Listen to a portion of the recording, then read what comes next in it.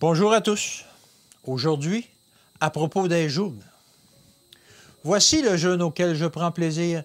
Détache les chaînes de la méchanceté, dénoue les liens de la servitude, renvoie libres les opprimés et que l'on rompe toute espèce de joug.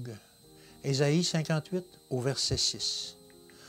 Beaucoup dans le monde font profession de foi. Il y a autant de propres justes que l'on en désire. Mais la preuve de l'œuvre de la grâce dans la profondeur des cœurs n'est pas aussi apparente. Une question très importante et solennelle nous est posée. Le moment est venu où chaque être devrait comprendre qu'il a une âme à sauver ou à perdre, un ciel à gagner ou un enfer à éviter. Nous devons comprendre que faire pour être sauvé. Il y a eu des jougs dans l'expérience du peuple de Dieu, des jougs qui n'ont jamais été voulus par Dieu et qui ont grandement assombri l'expérience et offensé l'Éternel Dieu d'Israël.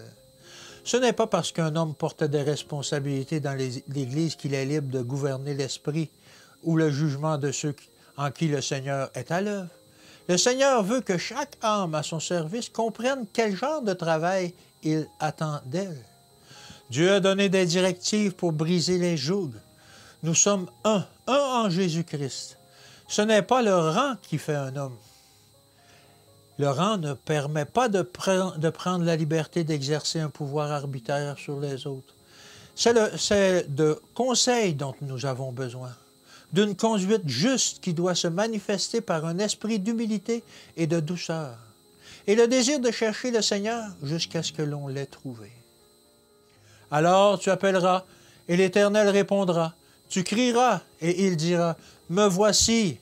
Si tu t'éloignes du milieu de toi, du milieu de toi le joug, les gestes menaçants et les discours injurieux, si tu donnes ta propre subsistance à celui qui a faim, si tu rassasies l'âme indigente, ta lumière se lèvera sur l'obscurité, et tes ténèbres seront comme le midi. Ésaïe 58, versets 9 et 10. Louons Dieu de tout notre cœur et à haute voix pour cette possibilité.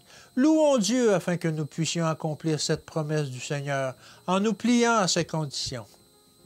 Si nous ne savons quel chemin prendre, la lumière venant de Dieu nous éclairera directement à condition de suivre ses instructions. Que chacun de nous se soumette à l'Éternel, Dieu d'Israël. Vous pouvez le faire à votre façon, je peux le faire à ma façon, et d'autres à leur façon particulière. Mais si nous agissons d'après les directives de Dieu, cette méthode lui sera agréable. Si nous ne nous plaçons pas sous l'autorité de Dieu, si nous ne laissons pas conduire par l'inspiration de son esprit, notre manière d'agir ne lui sera pas agréable.